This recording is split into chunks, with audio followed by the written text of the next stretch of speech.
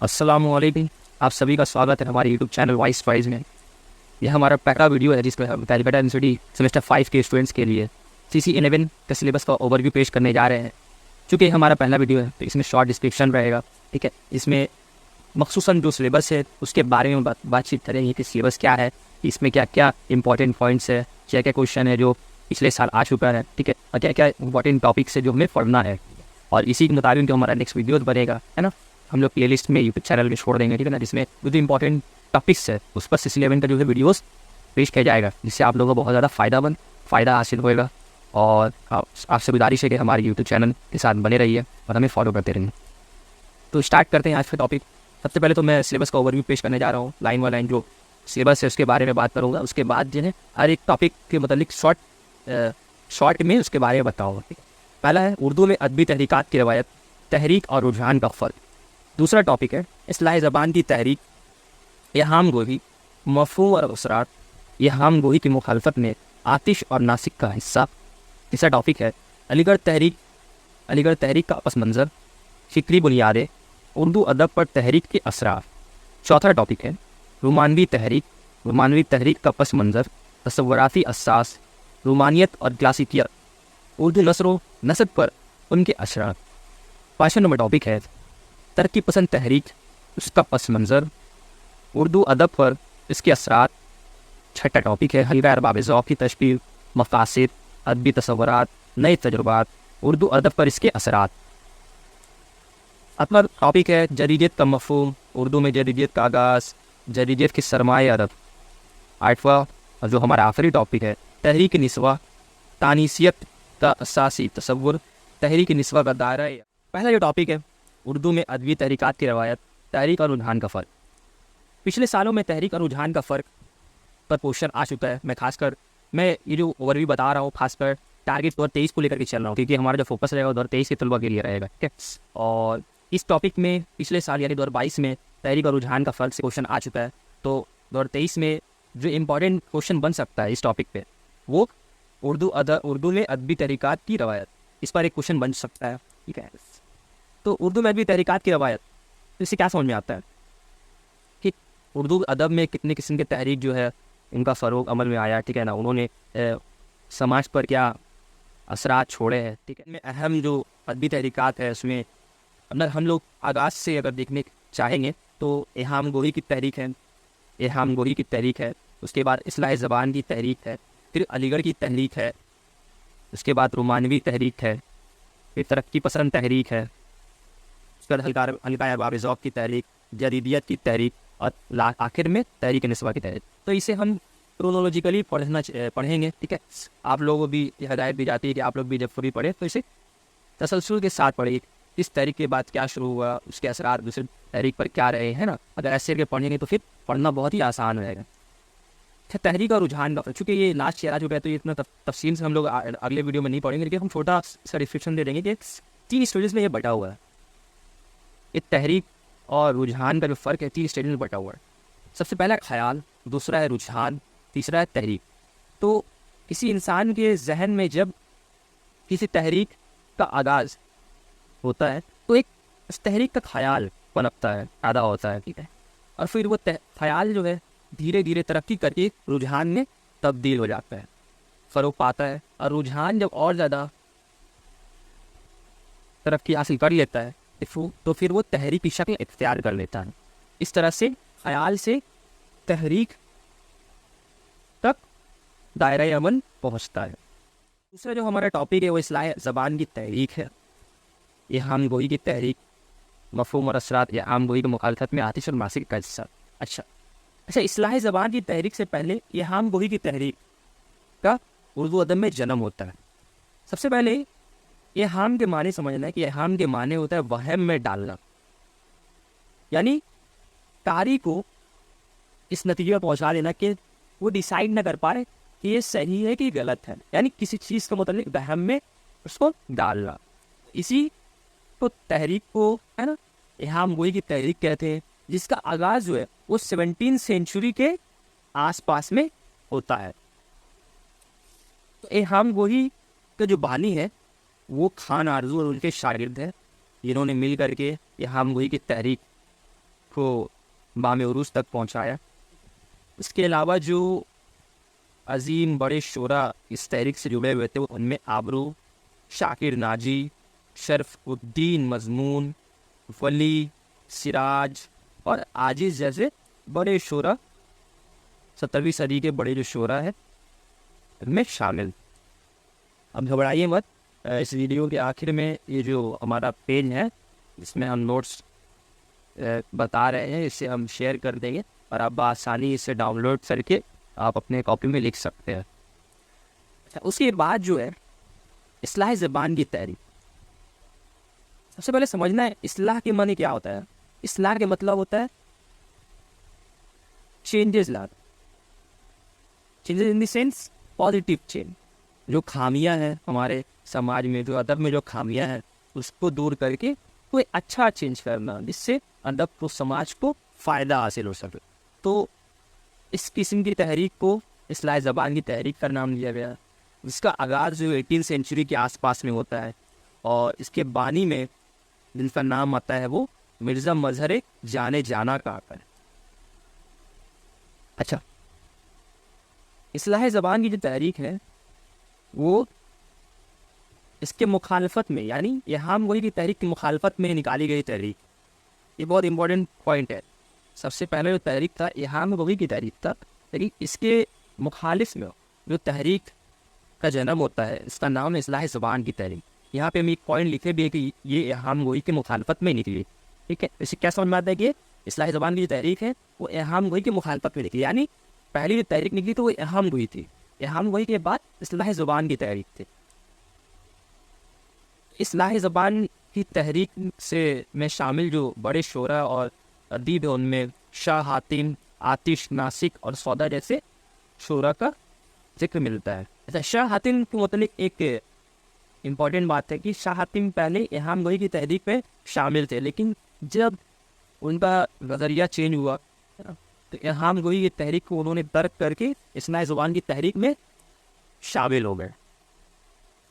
اور بہت سارے ادیبوں کا، ناقدوں کا یہ ماننا بھی ہے کہ اہام گوئی کی تحریک دراصل کوئی تحریک نہیں ہے بلکہ ایک رجحان ہے جو رجحان سے زیادہ آگے فروغ نہ پایا. لیکن بہت سارے شاعروں اور ادیبوں کا یہ ماننا ہے کہ یہ ایک تحریک ہے. تو اس میں کنٹروورسی ہے جو ہم آگے کی لیکچرز میں اس کے متعلق تفصیل سے گفتگو کریں گے.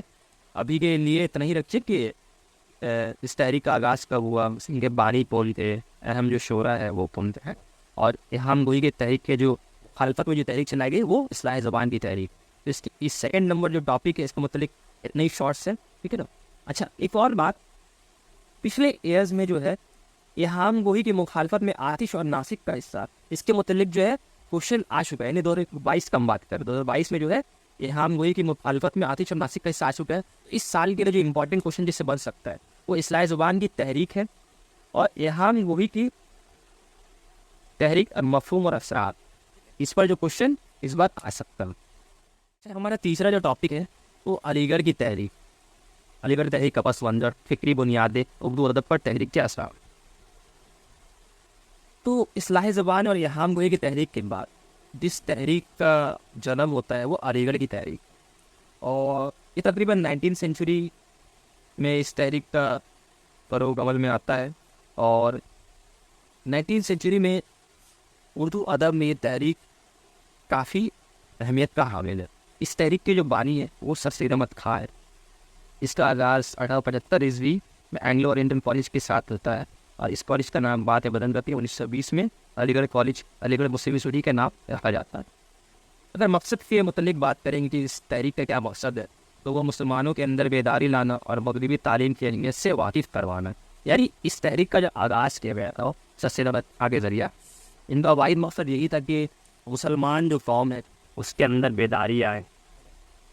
جو زمانے کا جو ڈیمانڈ یعنی مغربی تعلیم، سائنس کی تعلیم ہے، مسلمان قوم جو پچھڑے ہوئے تھے، ٹھیک ہے، اپنی حالت کو سدھارے تعلیم کے ذریعہ.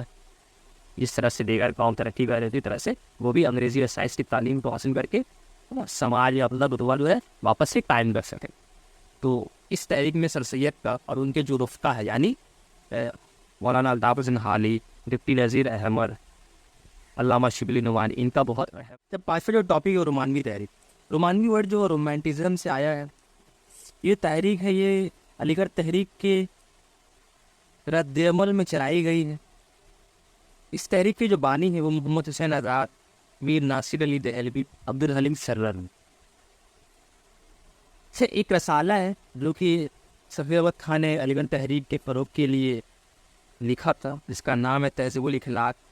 اس رسالے کی مخالفت میں ایک اور رسالہ نکالا گیا جس کا نام ہے 13ویں صدی۔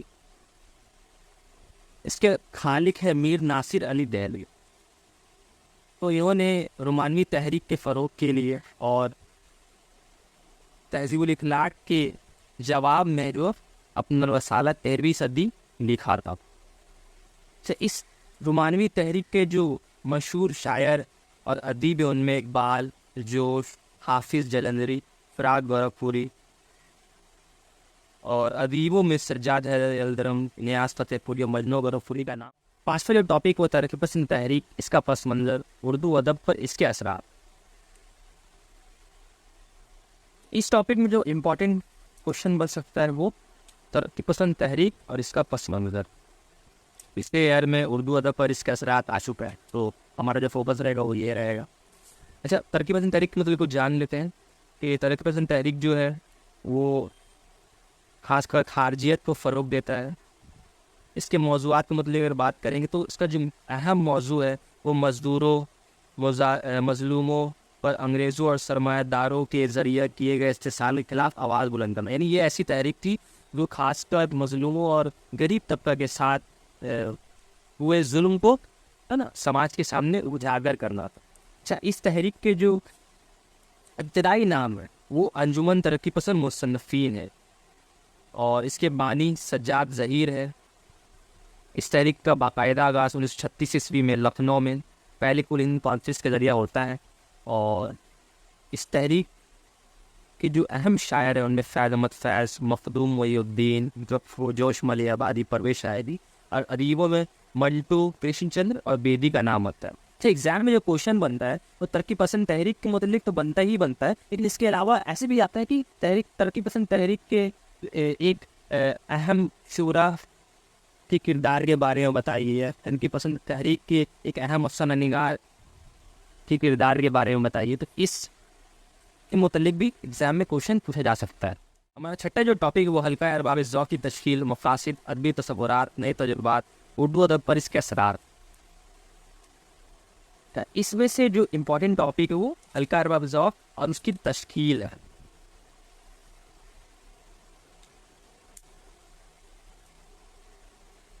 کیونکہ مقاصد اور اردو ادب پر اس کے اثرات پر پچھلے سال کوشچن پوچھا جا چکا ہے۔ اگر اس تحریک کے متعلق ہم بات کریں گے تو یہ تحریک ترقی پسند تحریک کے متوازی چلنے والی تحریک ہے، یعنی متوازی کے معنی ہوتا ہے پیرالل، یعنی پیرالل ساتھ ساتھ چلنے والی تحریک، اور اس تحریک میں داخلیت کو زیادہ فروغ دیا گیا ہے۔ اس تحریک کا آغاز 1939 عیسوی میں سید نصیر احمد اور ان کے دوستوں یعنی نسیم حجازی، تابش صدیقی اور محمد فاضل کے ذریعہ انجام پاتا ہے۔ اس تحریک کے اہم شعراء میں میرا جی اور نون راشد کا۔ ساتواں جو ٹاپک وہ جدیدیت کا مفہوم، اردو میں جدیدیت کا آغاز، جدیدیت کا سرمایہ ادب۔ پچھلے سال جو ہے جدیدیت کا مفہوم پر کوشچن آ چکا ہے، تو اس سال جو امپورٹنٹ ٹاپک ہے وہ اردو میں جدیدیت کا آغاز اور جدیدیت کا سرمایہ ادب۔